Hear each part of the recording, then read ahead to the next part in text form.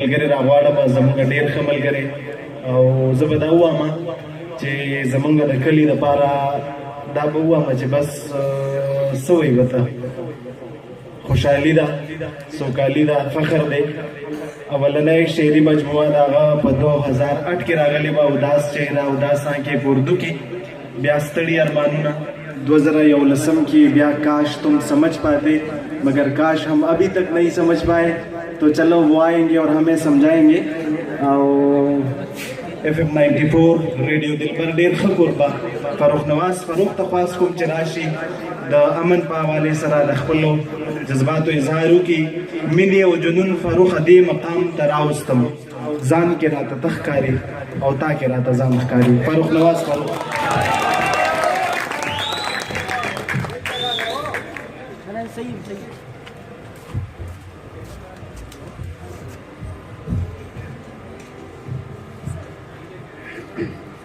شروع کوم د الله په نوم چې بخښونکی او مهربانه دی د ټول نه مخکې راغلو ټولو مېلمنو ته د زړه د تله هرکلی وایم او افرین شه په پښتنو بیا په کډیوالو باندې چې داسې مشاعرې مونږ جوړو او دی دومره په ګڼ تعداد کې دلته راځي څومره خلک هم چې معزز دي په دنیا کې څومره خلک هم چې معزز دي په دنیا کې ټول را باندې ګران دي خلک پس د محمده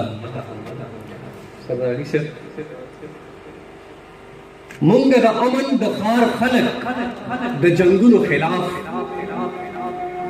مونږ د امن د ښار خلک د جنګونو خلاف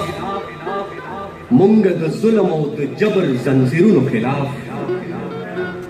مونږ د امن د ښار خلک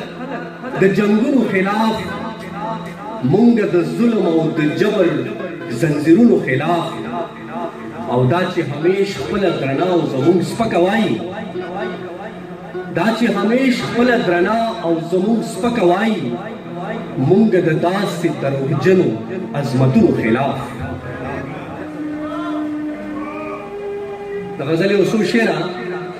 په خاص توګه باندې چې کوم ملګري زموږ مسافر یو د کلي ته راشي بیا لاړ شي لږ ورته کې توجه غواړم ستاسو وایي ستا د ښکلا ستا د وفا ستا د رضا په خاطر ستا د ښکلا ستا د وفا ستا د رضا په خاطر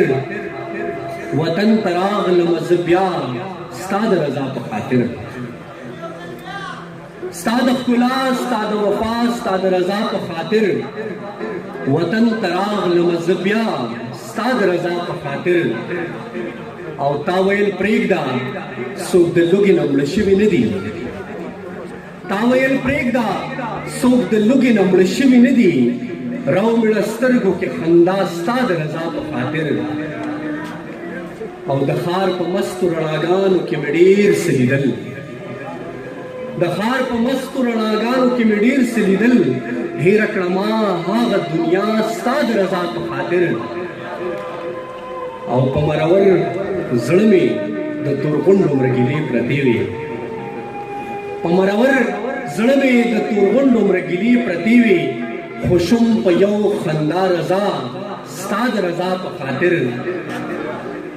او تا نه مې زړه سم ټکېدلی او خو ستا فروخم تا نه مې زړه سم ټکېدلی او خو ستا فروخم هر څه مې هېر کړل شومه ستا د رضا په خاطر او دې اخرنۍ کې تیسره به اجازه غواړم چې دغه حقیقت چې ګله ته مې درمان دی دغه حقیقت چې ګله ته مې درمان ستورې د اسمان شه یا زما د زړه سلطان او مینې او جنون فروخه دې مقام ته راوستم مینې